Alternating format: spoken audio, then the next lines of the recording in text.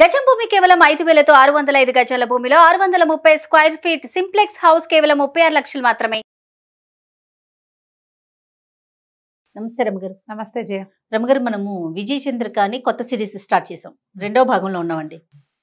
రాజకుమారుడు రాజకుమార్తె ఎవరెవరు? మణివల్లభుడు, విజయ చంద్రిక. విజయ చంద్ర చూసావా? ఇద్దరు కలిసి బయలుదేరారు. పెళ్లి చేసేసుకున్నారు. భార్యాభర్తలుగా వెళ్ళాలని వెళ్ళాలనుకున్నారు. సరే, ఇక ప్రయాణం చేయగా చేయగా చేయగా చేయగా దూరంగా ఏదో ఒక గుడిసె లాంటిది కనపడుతోంది. ఒక పాక కొంచెం పెద్దదే. తీరా చూస్తే అక్కడికి వెళ్ళారు. వెళ్తే ఒక ముసలం ఉంది అక్కడ. ముసలం ఉంటే మా వాకాసిన మంచినీళ్ళు ఇస్తావా అంటే, నాయన ఇంత నిర్జనంగా ఉన్న అడవిలోకి ఎందుకు వచ్చారు, ఎలా వచ్చారు, ఏమిటి అది అని అడిగారు. అడిగితే సరే ఏదో చెప్పుకున్నారు. మేము ఇలా వచ్చాం అలా వచ్చాం అని చెప్పారు. చెప్తే సరే మంచినీళ్ళు కావాలి. మంచినీళ్ళు కావాలంటే ముసలమ్మంది, బాబు ఒకే ఒక కొండ ఉంది మంచినీళ్ళు, ఇందాక పిల్లి పైనుంచి దూకి కొండను పడదోసింది, నేను పోయి మంచినీళ్ళు తెస్తాను నాయన, పక్కనే ఏరుందని కొండ పుచ్చుకొని వెళ్ళింది. బయటికి వెళ్ళింది. ఇతను ఆ బయటకు వచ్చి ఆవిడ ఏరు వైపు ఎటువైపు వెళ్ళిందో చూసి మళ్ళీ లోపలికి తిరిగేసరికి ఈ విజయ చంద్రిక చాలా అలసటగా ఉందని అక్కడ నులక మంచం మీద పడుకుంది. ఆ మంచం పక్కన ఒక అమ్మాయి కనిపించింది ఇతనికి. ఆ ఇంట్లో ఎవరు లేరు. ఆవిడ చెప్పడం, నేను ఒక్కదాన్నే ఉన్నాను ఆయన అని చెప్పింది. మా ఆయన వేటకెళ్ళాడు, నేను ఒక్కదానే. నువ్వు ఒక్కతే ఉంటే ఈ అమ్మాయి ఎక్కడి నుంచి వచ్చింది? ఇతను ఏం చేశాడు, పెళ్ళాన్ని ఏదో చేసేస్తుంది అనుకుని కత్తి దూశాడు. దూసేసరికి ఆ అమ్మాయి కంగారు పడి, బాబు కత్తి దూయొద్దండి, ఈ ముసలిది మంచిది కాదు, ఈవిడికి 7 కొడుకులు ఉన్నారు, గజ దొంగలు వాళ్ళు కాస్త వచ్చారంటే మిమ్మల్ని ఇద్దరిని చంపేస్తారు, మీ దగ్గర ఉన్నది నగ నట్ర అన్నీ దోచుకుంటారు, మిమ్మల్ని ఇక్కడ ఉంచడానికే ఆవిడ ఈ నీళ్లు కుదరవు, అక్కడి నుంచి నీళ్లు పట్టుకొస్తుంది, వచ్చేటప్పుడు ఒక చెట్టాకులు వేసి అందులో పడేసి తీసుకొస్తుంది, మీ సంగతి తేల్చేస్తుంది అని చెప్పింది. చెప్పేశారు కల్లా ఏం చేశాడు, అమ్మాయిని గబగబా లేపేశారు. సరే థ్యాంక్స్ చెప్పాడు. అమ్మాయి లోపల గదిలోకి వెళ్ళిపోయింది. నువ్వు ఎక్కడి నుంచి వచ్చావమ్మా అన్నాడు. నన్ను కూడా ఇలాగే ఎత్తుకొచ్చారండి, పెద్ద కొడుకు బలవంతంగా పెళ్లి చేసింది, చచ్చినట్టు ఉంటున్నాను, వీళ్ళు దుర్మార్గులు, వాళ్ళేమో ఒట్టి మహా కఠార వాళ్ళు మంచి వాళ్ళు కాదు, మగవాళ్ళు అనేసరికల్లా పెళ్ళాన్ని తీసుకుని బయలుదేరాడు. ముసలమ్మాయి లబలబలాడిపోయింది. ఉండండి ఉండండి ఉండండి అని ఎంత బతిమలాడినా ఆగల. ఇంకా మీ కోడలు చెప్పింది అలాంటివి చెప్పాలా, మళ్ళీ ఆ అమ్మాయికి కూడా ప్రమాదమే కదా. కాదు కాదు మేము వెళ్ళిపోవాల్సింది, మాకు మంచినీళ్ళు వద్దు, మేము బయటే తాగుతాం, వెళ్ళిపోవాలి అర్జెంటుగానని బయటకు వచ్చేసాడు.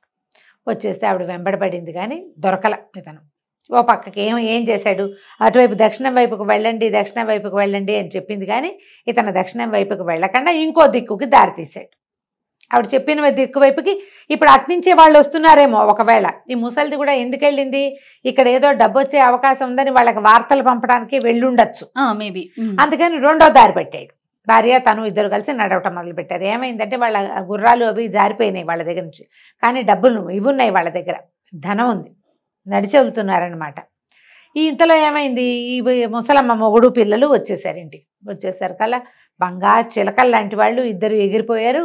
కాస్త ముందు వస్తే ఏం పోయేది, ఇంత లేటుగా వచ్చారు అని గోల పెట్టి పంపించి వీళ్ళు వెనకాల పడ్డారు. వీళ్ళిద్దరూ ఎన్ని విధాలు పరిగెత్తారు, ఎంత పరిగెడతారు. అమ్మాయి కొంచెం ఏంటంటే దానికి యుద్ధ విద్యలు వచ్చినా ఆడపిల్లలకి కొంచెం సుకుమారం ఉంటుంది ఎంతో కొంత. యుద్ధ విద్యలు వచ్చిన అమ్మాయే. అక్కడి నుంచి ఏమన్నాడు, చెట్టు ఎక్కించాడు, నువ్వు ఇక్కడే ఉండు, వాళ్ళందరి సంగతి నేను చూస్తానంటే నేను మాత్రం చూడనా అని కత్తి తీసింది. ఇద్దరు కలిసి చెడామడా వాడు నలుగురిని అబ్బాయి నరికాడు, ముగ్గురిని అమ్మాయి నరికేసింది. ముసలాడు కాళ్ళు పట్టుకున్నాడు. ఆ ముసలమ్మ భర్త, బాబాబు వదిలేసే, పిల్లల కోసమే కదా ఇంత కష్టపడతాం మేము, పిల్లల్ని కాస్త చంపేశావు, ముసలిది ఒక్కతే అయిపోతుంది, కోడలు కూడా ఉంది, మమ్మల్ని వదిలే అంటే వదిలేసేసి ఈ మగవాళ్ళ దుస్తులు ధరించి బయలుదేరారు. వెళ్ళగా అవంతి నగరానికి చేరారు వీళ్ళు. ఓ నగరానికి చేరాక ఏమైంది, సరే ఏమన్నాడు, మనం ఓ పని చేద్దాం, కొద్ది రోజులు ఇక్కడ ఉందాం, కొంచెం ఆహారం వండుకొని తినడానికి సామాన్లు పట్టుకొస్తానని ఆ అమ్మాయిని ఒక చోట పెట్టి వీడు పట్టణంలోకి వెళ్ళాడు.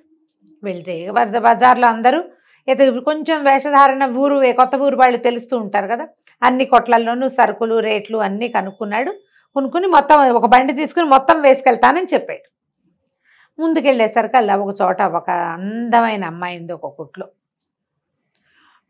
తర్వాత అమ్మాయి దగ్గర ఏంటంటే రకరకాల పదార్థాలు తాగడానికి, షర్బత్తులు అవి ఉన్నాయి. సరే అందమైన అమ్మాయి, కొంచెం మనసు, వీడి భార్య అందమైందే కానీ ఆ వయసు పిల్లలకి ఏముంది, కాస్త అందంగా కనపడితే చూస్తారు కదా. చూసేసరికల్లా ఆవిడేమంది, సరే నేను నీకు తాగడానికి ఏమైనా ఇస్తే తాంబూలాలు కడుతుంది అనమాట, కిళ్ళీలు కట్టే కొట్టది. ఓహో, కిళ్ళీలు నాకు కూడా ఒక తాంబూలం ఇస్తావా అని అడిగాడు. అడిగేసరికల్లా ఓ ఎందుకు ఇవ్వను, తాంబూలానికి ముందు మంచినీళ్ళు తాగాలి, నీళ్లు తాగిన తర్వాత తాంబూలం వేసుకుంటే మహా బాగుంటుందని కూజాల నుంచి నీళ్లు ఇచ్చింది. ఓ గుక్క వేస్తుంటేనే ఇతనికి ఏదో అయిపోతున్నట్టు అనిపించింది. 3 గుక్కలు వేసి అన్ని మంచినీళ్ళు ఒక గ్లాసెడ్ నీళ్లు తాగేసరికల్లా శరీరం అంతా కుంచించిపోయి మేకలాగా మారిపోయాడు. ఆ కొట్టు బయట 2-3 మేకలు కట్టేసినాయి, వీణు కూడా అక్కడ కట్టేసింది. అదొక మంత్రగత్తె అనమాట. ఓహో. ఎంతసేపు అయినా ఈ భర్త తిరిగి రాలే. విజయచంద్రికి ఆశ్చర్యంగా, ఎందుకు రాడు ఇంతసేపు అయితే, ఏమిటో చూద్దామని. ఈ అమ్మాయి కూడా మగబట్టల్లోనే ఉంది కదా, మళ్ళీ దీంట్లోకి వచ్చింది, మార్కెట్లోకి వచ్చేసరికల్లా అతను మొదట చూసి వెళ్ళిన కొట్ల వాళ్ళంతా, బాబు చాలాసేపు అయింది, ఇంకా మార్కెట్లోనే ఉన్నారా, సామాన్లు సరుకులు పట్టించుకెళ్ళటం లేదు ఏంటండి అని అడుగుతున్నారు. సేమ్ ఒకేలాగా ఉంటారు, ఒకలాగా ఉన్నారు కదా. ఈ అమ్మాయి ఓహో వీళ్ళందరి కొట్లకి వీడు వచ్చాడు అనమాట. ఇంకా ముందుకెళ్దామని చూసి ముందుకెళ్ళి ఈ తాంబూలపు కొట్టు దగ్గరికి వెళ్ళి, తాంబూల కొట్టు దగ్గరికి వెళ్ళేసరికల్లా ఈ తాంబూలం కొట్టు దగ్గర అమ్మాయి ఏమిటి, సరిగ్గా ఆ సమయానికి ఆ కొట్టులో తాంబూలాలు కట్టే అమ్మాయి ఎటో వెళ్ళింది కాస్త పక్కకి. ఆ కొట్టు బయట కట్టేసిన మేక తెగరిచింది దీన్ని చూసి. ఈ అమ్మాయిని ఈ విజయచంద్రకి చూసి మేక ఎందుకు అరుస్తుందో అర్థం కాల. సరే ఇక్కడ ఎవరు లేరు, దాన్ని ఎదురుగుండా ఒక సామాన్ల కొట్టుంది, ఆ సరుకుల కొట్టులోకి వెళ్ళి పలకరించాడు. పని అయిపోయిందా బాబు, సామాన్లు పట్టుకెళ్ళటానికి వచ్చారా అన్నాడు. ఏదో తలకాయ ఊపింది. అన్ని కొట్లు చూసారా అన్నాడు. కొట్లన్నీ చూశాను అని. ఎదురుగుండా కొట్లోకి మాత్రం వెళ్ళకండి బాబు, అది మాంత్రికురాలు, దొంగమొహం, వచ్చిన వాళ్ళని జంతువులుగా మార్చేస్తుంది, అది అస్సలు మంచిది కాదండి, ఆ కొట్లోకి మాత్రం వెళ్ళకండి, మీలాంటి అందగాళ్ళని చూస్తే దానికి ముందే నోరాగదు అన్నాడు. అనేసరికల్లా ఓహో ఒకవేళ ఏమైనా మా ఆయన కానీ వస్తే జంతువుగా మార్చేస్తాను వీడు చెప్తున్నాడు, అని నన్ను చూసి అరిచిన మేక నా మొగుడేనేమోనని డౌట్ వచ్చింది. ఓహో. మళ్ళీ వీళ్ళు అక్కడ నుంచునేసరికల్లా విపరీతంగా మేమని అరుస్తూనే ఉంది మేక. ఎట్లా వీడిని మనిషిగా చేయాలో తెలియలా, ఏం చెయ్యాలో అర్థం కాలేదు. సరే ఈ లోపల ఆవిడ వచ్చి నవ్వుతూ, అందగాడా తాంబూలం కావాలా అని అడుగుతోంది. పూర్ణైతే నేను కూడా దొరుకుతానేమో మళ్ళీ దీనికి, ఇప్పుడు ఈవిడ అందగత్తె కాదు. సరే ఏం చేసింది, నాకు తాంబూలం వద్దు, తాంబూలం అక్కర్లేదు నాకని నడవటం మొదలుపెట్టింది యువతలకి. ఇంతలో ఏమైందంటే బాగా ముందుకు వచ్చాక ఆకలి వేసిస్తోంది. సరుకులు పెద్దగా సామాన్లు అతనేం తేలేదు, కొంచెమే డబ్బులున్నాయి, చాలా తక్కువ డబ్బులన్నీ ఆ అబ్బాయి దగ్గర ఉన్నాయి. ఈ అమ్మాయి ఊరికి ఇట్లా దోపుకున్న చిన్న నాణేలు ఉన్నాయి. ఒక పూట కోళ్ళ అబ్బాయి ఇంటి దగ్గరికి చేరింది. చేరేసరికల్లా ఆవిడ బోల్డన్ని పిండి వంటలు పెట్టుకొని చేస్తోంది. తెగ ఏడుస్తోంది. ఏడ్చేస్తుంటే ఏమడిగింది, ఎందుకబ్బా అట్లా ఏడుస్తావు, ఏమైనా కష్టం వచ్చిందా, అంత కష్టం వచ్చిందా అని మీ పిండి వంటలు పప్పలు వండుకుంటావు ఎందుకు, దీనికి దానికి మ్యాచింగ్ కుదరటం లేదు కదా. అడిగేసరికల్లా నాయన బంగారు కొండలు ఉన్నావు, ఏ తల్లికి కనబెట్టవో, ఇట్లాగే ఉంటాడయ్యా నా కొడుకు కూడా, రేపొద్దున వాడికి చావు వచ్చేస్తుందని ఏడుస్తున్నాను అని. కొడుక్కి చావు వస్తుందంటే పిండొంటలు వండుకుంటారా ఎవరైనా అంటే, నేనేం చెప్పాను ఆయన, ఈ అవంతిపుర రాజకుమార్తె ఒక ఆవిడుంది చిత్రలేఖ, ఆ చిత్రలేఖ కొన్నాళ్ల క్రితం, చాలా అందగత్తె అమ్మాయి, కొన్నాళ్ల క్రితం చెలికత్తెలతో కలిసి అడవికి షికారు వెళ్ళింది. షికారు వెళ్ళిన తర్వాత 10 మంది చెలికత్తెలతో వెళ్ళింది, 10 మంది పోయారు, ఆ అమ్మాయి ఒక్కతే తిరిగి వచ్చింది. ఆ మర్నాటి నుంచి చిత్రలేఖతోటి వివాహం చేస్తామని, చిత్రలేఖతో గడిపి ఆమె అడిగిన ప్రశ్నకు సమాధానం చెప్పిన వాడికి చిత్రలేఖ నుంచి పెళ్లి చేస్తామని రాజుగారు టంకేయించాడు. రోజుకొక పెళ్లి కొడుకు చొప్పున వెళ్ళారు. వెళ్ళిన వాడు వెళ్ళిపోయినట్టు చచ్చిపోయారు. కొన్ని రోజులు పోయాక ఇక టంకేస్తే ఎవడు రావటం లేదని కుటుంబానికి ఒకడు చొప్పున చిత్రలేఖకి ఆమెతో గడపడానికి ఒక అబ్బాయిని పంపించాలని ఖచ్చితంగా శాసనం చేశారు. ఒక్కో కుటుంబం నుంచి ఒక్కో పిల్లాడి చొప్పున ఎంతమంది మగ పిల్లలు వెళ్ళారు ఇప్పటికీ రావడం వచ్చేది లేదు. చిత్రలేఖ అక్కడే ఉంటుంది. మళ్ళీ తెల్లారేసరికి మళ్ళీ టంకు, మళ్ళీ ఎవరో ఒకళ్ళు మీ ఇంటికి తాకీదులే ఉత్తరం వచ్చేస్తుంది, మీ అబ్బాయిని పంపించాలి అని. అబ్బాయి వెళ్తే ఇక అంతే, మా పిల్లాడు కూడా వెళ్తాడు నాయన, పాపం ఇంకా బతికి రాడు, అందుకని 4 రకాలు తింటాడని చేసి పెడుతున్నాను, చేస్తున్నా, దుఃఖం ఆపుకోలేక ఏడుస్తున్నాను. చిత్రలేఖ ఆడపిల్ల, రాజుగారు అమ్మాయి, అంతఃపుర కన్య. చిత్రలేఖ ఎవరిని మింగేతిస్తుంది? దానితోటైనా ఎవరైనా ఉండాలి, దానిలో అయినా ఎవరైనా ఉండాలి, అంతే. ఈ రెండిట్లలో ఏదో ఒకటి ఉందనుకుని, ఏమందావా చచ్చేలా ఆకలిస్తుంది, పావలా లేదు నా దగ్గర, ఒక కానీ ఉందంతే నా బొడ్లో, ఇంకంతకంటే లేవు, ఈ పదార్థాలన్నీ నాకు తినబెట్టు, నీ కొడుకు బదులు నేను వెళ్తా అనేసరికలు, అయ్యో నాయన ఏ తల్లిగిన బిడ్డవో, వద్దు వద్దంది ముసలిది, కానీ ఆశ పుట్టింది. అంతేగా, కొడుకు మరణం తప్పిద్ది కదా. సరే మళ్ళీ వాళ్ళ ఇంటికి ఇప్పట్లో ఛాన్స్ రాదు, ఇది రాదు, కొన్నాళ్ళు బతుకుతాడు కొడుకు. చక్కగా విస్తరేసి స్నానం చేయని ఆయన స్నానం చేయించి శుభ్రంగా పెట్టింది. కడుపు నిండా తినేసి కాళ్ళు జాపు పడుకుని సాయంకాలం అయ్యేసరికల్లా వెళ్ళింది కోటకి. వాళ్ళందరూ ఈ పిల్లని చూసి ఆశ్చర్యపోయారు. మామూలుగా రోజుకో పిల్లాడు అంటే ఎవరో ఎలాగో ఉన్నవాళ్ళు వస్తారు, అందంగా మెరిసిపోయే కుర్రాళ్ళు ఏం ప్రతి ఇంట్లోనూ ఉంటారా? ఉండరు కదా. ఈ కుర్రాడిని చూసేసరికి వాళ్ళు నిర్ఘాంతపోయారు. నూనెగు మీసాల వాడల్లే ఉన్నాడే, అయ్యో ఎంత పండల్లే ఉన్నాడు, వీడే నిజంగా చిత్రలేఖకి మొగుడైతే బాగుంటుంది, ఇలా చచ్చిపోవడానికి వచ్చాడని రాజభట్లందరూ బిక్కమొహాలు వేసుకున్నారు. రాజుగారి దగ్గర ప్రవేశపెట్టారు. నేను ఈ ఊరు అబ్బాయిని కానండి, ఫలానా పూటకోళ్ళమ్మ కొడుకు బదులు నేను వచ్చానంటే, నువ్వెందుకురా నాయనా చచ్చిపోతావు, నీ దారి నువ్వు పోక అంటే, కాదు కాదు నేను చూడాల్సిందేనన్నాడు. సరే సాయంకాలం భోజనం పెట్టారు. రాజుగారి ప్రసాదంలో చీకటి పడేసరికల్లా ఈయన్ని తీసుకెళ్ళి చిత్రలేఖ దగ్గరికి పంపారు. ఆ చిత్రలేఖ నిర్ఘాంతపోయింది. ఎంత బాగున్నాడు, మనసు పారేసుకుంది ఆవిడ. ఇంత బాగున్నాడు, చచ్చిపోతాడు కదా, వృధాగా చచ్చిపోతాడు, ఏం చేయాలో తెలీదు. సరే రాత్రి అయితే ఆవిడ ఏడు మొహం పెట్టుకుని, నువ్వు నిదానంగా వెళ్ళిపో, రాత్రి అయ్యేదాకా ఇక్కడే ఉన్నావంటే మరి నిన్ను చంపేస్తారు, ఒకవేళ నేను లేననుకో అప్పుడు నువ్వు ఏమవుతుందంటే, ఏముంది నేను మా నాన్న మా రాజ్యం సర్వనాశనం అయిపోతాం, పోతే పోతాం, నువ్వు మాత్రం చచ్చిపోకూడదు, నువ్వు ఇంత బాగున్నావని బతిమలాడింది. కాదు ఏం జరుగుతుందో చూస్తాను అనేసరికల్లా సరే అర్ధరాత్రి 11 గంటలు 11:30కు గంట కొట్టేసరికల్లా ఈ చిత్రలేఖ వెనకాల నుంచి ఒకడు వచ్చాడు భూతాకారంతో. వచ్చేసరికల్లా ఈ అమ్మాయి ఏం చేసింది, కత్తి తీసి యుద్ధానికి దిగింది. ఎవరైనా ఎదిరించే వాళ్ళు చూస్తే వాళ్ళని కనపడితే ఆ రాక్షసుడు తగ్గిపోతాడు. ఎదిరించే వాళ్ళు ఎవరు లేరు. సడన్గా ఇప్పుడు అందంగా ఉన్న అమ్మాయి వెనకాల నుంచి ఒక పెద్ద భూతం వస్తే భయం వేసి సావరు. అవును, ఎవరు దానికి రెడీగా ఉంటారు, ఏం జరుగుతుందో ఎవ్వడికి తెలియదు. అక్కడి నుంచి ఈ అమ్మాయి చెడామడా యుద్ధం చేస్తే ఆ రాక్షసాకారాన్ని 5-6 దెబ్బలు కొట్టేసింది. వాడి నెత్తురు వాడే చూసుకునేలాగా చేసింది. ఆ రక్తం చూసేసరికల్లా వాడికి అస్సలు చచ్చిపోయాడు. ఈ చిత్రలేఖ కూడా ఈ రాక్షసుడు బయటకు వచ్చేసరికల్లా కేవ్వని కేక పెడుతూ స్పృహ తప్పిపోయింది. తెల్లవారింది. తెల్లారేసరికల్లా అందరూ ఏమైంది, చచ్చిపోయింటాడు, శవం కూడా ఉండదు. రాజకుమార్తెకి మేల్కొల్పులు పాడడానికి వచ్చారు దాసీగణం. చూస్తే రాజకుమార్తె ఏమో స్పృహ తప్పిపడింది. ఇంతకుముందు వచ్చి ముందు రోజు రాత్రి వచ్చిన కుర్రాడు బాగానే ఓ పక్క మీద పడుకుని నిద్రపోతున్నాడు. ఆశ్చర్యపోయారు, ఎట్లా బతుకున్నాడు? రాక్షసుడి భీకరాకారం నేల మీద పడిపోయి కనపడింది. పెద్ద పెద్ద కేకలు పెట్టారు. రాజుగారు, సైన్యాధిపతి, మంత్రి గింత్రి అందరూ వచ్చి చూసుకున్నారు. ఈ చిత్రలేఖ అడవికి వెళ్ళినప్పుడు ఒక బ్రహ్మరాక్షసుడు ఆమె 10 మంది చెలికత్తెల్ని తినేశాడు. రోజు ఒక మగవాడి మాంసం గనక ఇస్తానంటే నీ రాజ్యాన్ని ఏమీ చేయనని ఆ అమ్మాయితో ఒప్పందం చేసుకుని ఇలా టముకేయించేలాగా చేశాడు. లేకపోతే రాజ్యం సర్వనాశనం అయిపోతుంది. రోజు కోడిపోయినా పర్వాలా, ఏదో మెల్లిగా నడుస్తూ ఉంటుంది కదా, అందుకని దీనికి ఒప్పుకున్నారనమాట. సరే అక్కడి నుంచి చిత్రలేఖకు మెలకు తెప్పిస్తే ఆవిడ సిగ్గుపడుతూ నిద్రలేచి ఈ అబ్బాయిని పెళ్లి చేసుకుంటానని. వాళ్ళు కూడా రెడీగా ఉన్నారు కదా, ఇప్పుడు ఈ అబ్బాయిని పెళ్లి చేసుకోవాలి. సరే ఏమనుకుంది, పెళ్లి చేసుకున్నాక ఏం చేయాలి అని ఆలోచించి, నేను ఇప్పుడు వివాహం అది చేసుకోనండి, వివాహం చేసుకోలేను అంటే, కాదు నువ్వు వివాహం చేసుకోవాల్సింది, వివాహం అయ్యాక నువ్వే రాజు అవుతావు అంటే, సరే నాకు ఒక షరతు ఉంది, ఒకరోజు రాజుని చేయండి, నన్ను రాజుగా ఉండటం నాకు సంతోషాన్ని ఇస్తే అప్పుడు వివాహం చేసుకుంటానని అనేసరికల్లా వెంటనే ఇవాళ ఈ అబ్బాయిని రాజుని చేస్తున్నాము అని ప్రకటించారు. సింహాసనం మీద కూర్చోబెట్టారు. కూర్చోబెట్టంగానే ప్రజలందరినీ రప్పించింది. ప్రజలందరినీ రండి, ఒక టముకేయించారు. ఏదైనా విచిత్రమైన వ్యవహారం చేయగలిగే వాళ్ళు, విచిత్రమైన వాళ్ళు రండి అందరూ. ఎలా పెట్టిందంటే, ఎవరి దగ్గర అందమైన కుక్కలు మేకలు పెంపుడు జంతువులుగా ఉన్నారో వాళ్ళందరినీ పిలిపించింది. అందమైన మేకలున్న వాళ్ళకి 2000 వరహాలు బహుమానం. తెలివిగా రాజుగారు అన్నాడు, అదేంటమ్మా అట్లా పెట్టావు అంటే, అట్లా కాదండి, ప్రజలకి వాళ్ళు జంతువుల్ని బాగా చూసుకోవాలని తెలుసుకుంటారు, అందుకని పెట్టానండి. ఈ 20 మేకలున్న మంత్రగత్తె కూడా తీసుకొచ్చింది. అందరివి మేకలు కుక్కలు అన్నీ చూశారు. బాగానే ఉంది. కొంతమంది కుక్కల్ని, కొంతమంది కుందేళ్ళని, రామచిలకల్ని పెంచుకునే వాళ్ళు. అందరిలోకి ఎక్కువ మేకల్ని పెంచుకోగలిగే సత్తా ఉన్నది ఈవిడ. అక్కడి నుంచి సరే ఇంకొక బహుమానం ప్రకటిస్తాను, ఎవరైనా సరే జంతువుని మనిషిగా మార్చగలిగే మంత్రశాస్త్రం తెలిసిన వాళ్ళు ఉన్నారా మన సభలో? ఉంటే చెయ్యొద్దండి. మీ దగ్గరున్న జంతువుని మనిషిగా మీరు మార్చగలరా? ఎలా మారుస్తాం?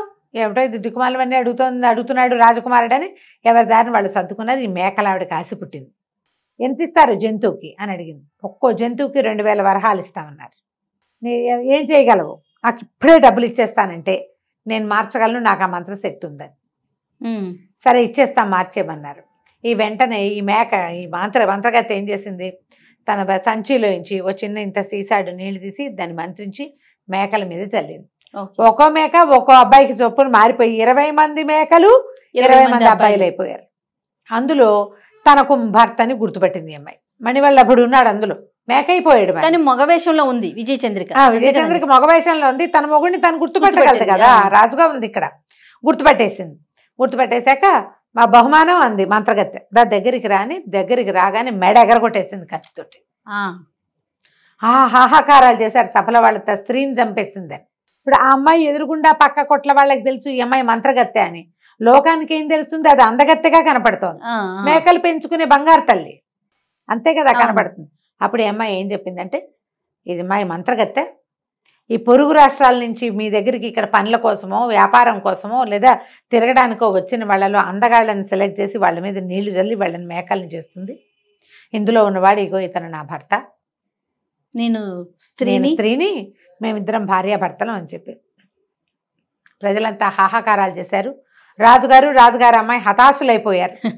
ఈ అబ్బాయికి ఇచ్చి పెళ్లి చేద్దాం అనుకున్నారు కదా, అదేమో అమ్మాయి అని తేలింది. అక్కడి నుంచి చిత్రలేఖ వల ఏడవటం మొదలుపెట్టింది. అయ్యో నేను నిన్ను మొదటి చూపులోనే ప్రేమించాను, నువ్వు ఇట్లా మా ఆడవాదాన్ని అయిపోతే నేనేం చేయాలి, నేను ఎవరిని పెళ్లి చేసుకోవాలి, నేనేం కావాలి అని ఏడ్చేశారు కల్లా ఈవిడ ఏమందంటే, అట్లా కాదు, నువ్వు సరిగ్గా నా భర్తను చూడు, నేను ఆయన వేరేగా ఉన్నామంటే. అప్పుడు చూశారు సరిగ్గా, చూస్తే ఆ సింహాసనం మీద కూర్చున్నవాడు ఈ మేకల మంద మధ్యలో నుంచున్నవాడు ఒకేలా ఉన్నారు. నేను ఆయన రెండో భార్యగా నిన్ను స్వీకరిస్తాడు, మన ఇద్దరం కలిసి ఉందామని చెప్పింది. నువ్వు నాతో ఉండటమే కదా నీకు కావాల్సిందని ఈ రెండో అమ్మాయిని చిత్రలేఖనిచ్చి మణివల్లభుడికి పెళ్లి చేయించింది. బాగుంది. రాజుగారు కూతురు, ఇద్దరు కూతుళ్ళు అల్లుడితోటి హాయిగా ఉన్నారు. కొంతకాలం అక్కడే ఉన్నారు. ఉన్నప్పుడు ఈ అమ్మాయి చిత్రలేఖ పదే భర్తను అడిగేది, మీ దేవురు, నువ్వు ఏ దేశానికి రాజకుమారుడివి, నువ్వు రాజకుమారుడు కాకపోతే రాజకుమార్తె నిన్నెందుకు పెళ్లి చేసుకుంటుంది అంటే చెప్పేవాడు కాదు అతను.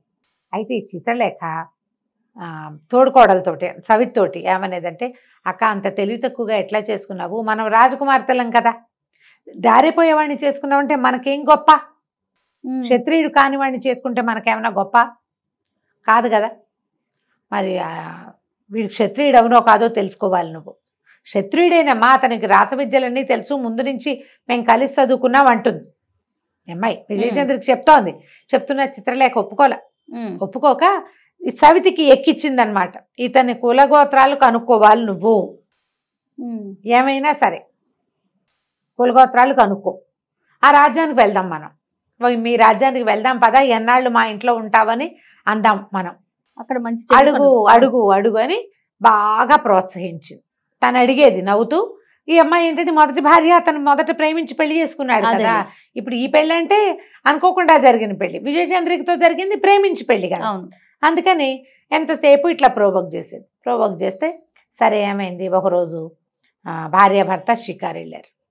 ఎవరు మొదటి భార్యతోటి, చిత్రలేఖతోటి కాదు, విజయచంద్రికను మణివల్లభుడు షికారు వెళ్తే అమ్మాయి ఏమందంటే, నేను ఒక రాజకుమార్తెని, ఇంకో రాజకుమార్తెని నీకు పెళ్లి చేయించాను, మా పరువు మర్యాద ఉండాలి కదా మాకు కూడా, ఎవరో దారిపోయేవాడిని ఇద్దరు రాజకుమార్తెలు పెళ్లి చేసుకున్నారంటే మాకేం మతింపు, మా నాన్నలకేం గొప్ప, మా వంశాలకు ఎంత ఇది కదా, నీవు మీ కులం గోత్రం చెప్పకుండా చేస్తున్నావు, మీది ఏ రాజ్యమో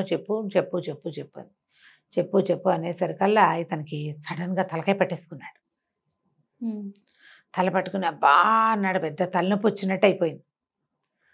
తలనొప్పి తగ్గాక అతను చెప్పాడు, నేను కనుక నీకు చెప్పానా ఇది ఒక రహస్యం, మీకు దూరం అయిపోతాను, మళ్ళీ ఇక నేను మీతో ఉండను అంటే, ఇంకా స్త్రీ సహజమైన ఒక రహస్యం తెలుసుకోవాలనే ఒక ఆసక్తి మొదలైతే ఆడవాళ్ళు ఒట్లు పెట్టేస్తారు, ప్రమాణాలు పెట్టేస్తారు, ఆగలేకపోతారు. ఆ స్త్రీ సహజమైన గుణంతో ఆ చిత్రలేఖ ఏం చేసింది, తను తెలుసుకోలేక అక్కకి ఎక్కించింది. ప్రేమ లేదు వీడికి, మరి ఇది లేదు, వాడి కులం మంచిది అయి ఉండదు అందుకే చెప్పట్లేదు, ఇలాగా ఉన్నాయి, ఎప్పుడైనా ఉంది, కులగోత్రాల కోవాలా ఎప్పుడూ ఉంటుంది. అమ్మాయి క్షత్రియ క్షత్రియుడినే పెళ్లి చేసుకోవాలి, వాళ్ళు కులం తప్పేశామేమో అన్న అనుమానం లోపల, ఎవరైనా ప్రజల్లో చెప్పుకుంటారేమో అని సిగ్గు. ఇక అతను అన్నాడు, నేను కనుక నీకు చెప్పానా అంతే సంగతులు అన్నాడు. అంటే అయినా సరే నేను అది తెలుసుకోవాల్సిందే అంటే ఏదో రహస్యం అనమాట, మాకు ఇన్నాళ్ళు చెప్పకుండా దాచావన్నమాట, పైగా ఇవాళ దాన్ని పెళ్లి చేసుకున్నావు, నాతో ఎన్నేళ్ళ నుంచి కలిసి ఉన్నావు నువ్వు, 15-16 సంవత్సరాలుగా మన ఇద్దరం కలిసే ఉన్నాం, నువ్వు 12 ఏళ్ల పిల్లాడప్పటి నుంచి నువ్వు నాకు తెలుసు, అప్పటి నుంచి దాచిపెట్టావు, నీకు ప్రేమ లేదు, నీకు అది లేదు ఇది లేదని అన్నది. అనేసరికల్లా తను అన్నాడు సరే పద బయటికి వెళ్దామని. బయటకు వచ్చేసో కాస్త పార్క్లోకి వెళ్ళారు కదా, అక్కడి నుంచి ఎలా నడిపించి ఎక్కడికో తీసుకెళ్ళాడు. ఒక పెద్ద నీళ్ల మడుగు అది. ఆ మడుగు దగ్గర నిలబడ్డాక చెప్పాడు, నువ్వు శ్రద్ధగా విను, భయపడద్దు, తర్వాత ఏం జరిగినా నాకు సంబంధం లేదు, నీకు చెప్పేస్తున్నా ఇప్పుడే అని చెప్పాడు. సరే చెప్పంటే నా పేరు శంఖచూడు, నేను ఒక నాగరాజ కుమారుణ్ణి. మేము చాలామంది కలిసి భూలోకానికి విహారానికి వచ్చేవాళ్ళం. పాతాళం మా ప్రాంతం. ఈ శంఖచూడు అతని ఫ్రెండ్స్ పైకి వచ్చేవాళ్ళు అనమాట. భూలోకానికి విహారానికి వస్తున్నప్పుడు ఒక ఆయన తలకి ఇట్లా జుట్టు పూర్తిగా జటలు కట్టి సన్నగా బక్కగా వెదురు పుల్లలాగా నిలబడి ఒంటికాలు మీద నిలబడి తపస్సు చేసుకుంటున్నాడు. తపస్సు చేసుకుంటుంటే ఏమిటి ఈయన ఏం చేస్తున్నాడు, ఈ జుట్టు ఏమిటి ఇట్లా ఉంది, మనిషి ఏమిటి ఇట్లా ఉన్నాడని మాట్లాడుకున్నాం మేమంతా. మా స్నేహితులు అన్నారు తపస్సు చేస్తున్నాడు ఈయన ఎవరో ముని అంటే, ముని అయితే ఏం చేస్తాడో చూద్దామని నేను అతన్ని చుట్టుకుంటే వీళ్ళు అందరూ హాహాకారాలు చేశారు. వద్దు శపిస్తాడంటే వీడి వల్ల ఏమవుతుంది అనుకున్నాను నేను ఈ చుట్టుకుపోవటం వల్ల ఒంటికాల మీద నిలబడ్డా ఆయన పడిపోయాడు నాతో సహా. ఎప్పుడైతే ఆయన కళ్ళు తెచ్చాడో ఆయన కళ్ళ నుంచి వచ్చిన మంటలకి నా స్నేహితులంతా భయపడి పారిపోయారు. ఆయన చుట్టుకుపోయి ఉండటం వల్ల నేను తప్పించుకోలేకపోయాను.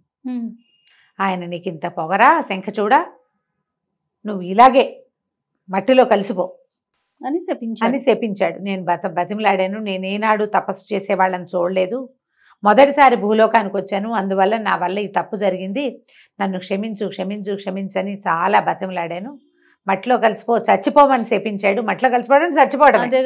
అయితే ఒక పని అప్పుడు ఆయన చాలా బతిమలాడాక నా తండ్రి అయిన వాసుకి పట్ల దయతలిచి నన్ను వదిలిపెట్టాడు, నాకు శాప అవసానం చెప్పాడు, నువ్వు ఇలాగే చచ్చిపడి ఉంటావు, నిన్ను ఎవడైనా మానవుడు ముట్టుకుంటే నువ్వు మణిగా మారతావు, ఓహో, నిన్ను ఒక స్త్రీ ఆమె చేతిలోకి తీసుకోగానే నువ్వు బాలుడిగా మారతావు, వాళ్ళతో పాటు జీవించు, వివాహం అయిన తర్వాత నీ భార్య నీ గత జన్మని గుర్తు చేసి ప్రశ్నించే వరకు నువ్వు మానవ మాత్రుడుగానే ఉంటావు, ఎప్పుడైతే నీ గత జన్మ నీకు జ్ఞాపకం వస్తుందో అప్పుడు శాప విమోచనం, అప్పటి వరకు నువ్వు ఈ భూలోకంలో బతుకుతూ ఉండమన్నాడు. నేను అప్పుడే చచ్చి పడిపోయాను. నన్ను ఒక కట్టెలవాడి చేతిలోకి తీసుకున్నాడు, నేను మణిగా మారా. తీసుకెళ్ళి అక్కడి నుంచి మధురానగర రాజుగారి అంతఃపురంలో ఆ రాణిగారు నన్ను పట్టుకుంది, నేను బాలుడిగా మారాను. వాళ్లే నాకు మణిగా భూషణుడిగా పేరు పెట్టారు. మొత్తం చెప్పాడు. నేను అక్కడి నుంచి 12 సంవత్సరాల వయసు వచ్చాక వాళ్ళని విడిచిపెట్టి వచ్చాను. మధురానగరపురంలో రాజకుమారుడిగా పెరిగాను నేను. ఇప్పుడు నన్ను అడిగావు కాబట్టి ఇక నాకు శాప విమోచనం అయిపోయింది, ఇక నేను మీతో కలిసి జీవించను, నాకు గుర్తొచ్చినా నాకు గుర్తు రాగానే నాకు శాప విమోచనం అయిపోయినట్లే, జ్ఞాపకం వచ్చినా మీ ఇద్దరిని వదలలేక నేను చెప్పలేదు, నువ్వు బలవంత పెట్టావు నన్ను చెప్పేదాకా. చెప్పా కాబట్టి ఇక నేను ఇక్కడ ఉండనని పెద్దది 4 మూరలు పొడుగున నల్లటి వికృతాకారం కలిగిన పాముగా మారిపోయాడు అతను. ఈ అమ్మాయి చూస్తుండగానే మహాభయంకరంగా ఉంది. అది జర పాకుతూ ఆ మడుగులోకి ప్రవేశించి వెళ్ళిపోయాడు. ఓహో, కళ్ళు తిరిగి పడిపోయింది విజయచంద్రిక. మెలకు వచ్చి చూస్తే ఏముంది, మడుగు మోత గట్టు మీద తను ఒక్కతే ఉంది. లబోదిబోమని ఏడ్చింది, చేయగలిగేది ఏం లేదు. అక్కడి నుంచి ఇంటికి వెళ్ళింది ఏడుస్తూ. వెళ్ళేసరికల్లా చిత్రలేఖ ఆశ్చర్యపోయింది. ఏం జరిగింది అంటే, నీ వల్లే మనకి ప్రాప్తి వచ్చింది, నా అంతటి నేను 2-3 సార్లు అడిగి ఊరుకున్నాను అతని మీద వ్యామోహంతో, నువ్వు నీకు భర్త వ్యామోహం కంటే ఈ కులం వ్యామోహం ఎక్కువ, నన్ను ఎక్కించేసుకోవాలని నాకు ఎక్కిచ్చేసావు, అడిగి భర్తను పోగొట్టుకున్నావని లబలబలాడుతూ ఏడుస్తూ అక్కా చెల్లి తెగ శోకాలు పెట్టారు. తర్వాత ఏం చేశారో మనం వచ్చే భాగంలో తెలుసుకుందాం. భలే ఇంట్రెస్టింగ్ ఉంది రమ్మ గారు, చాలా బాగుంది. నమస్తే అండి. నమస్తే.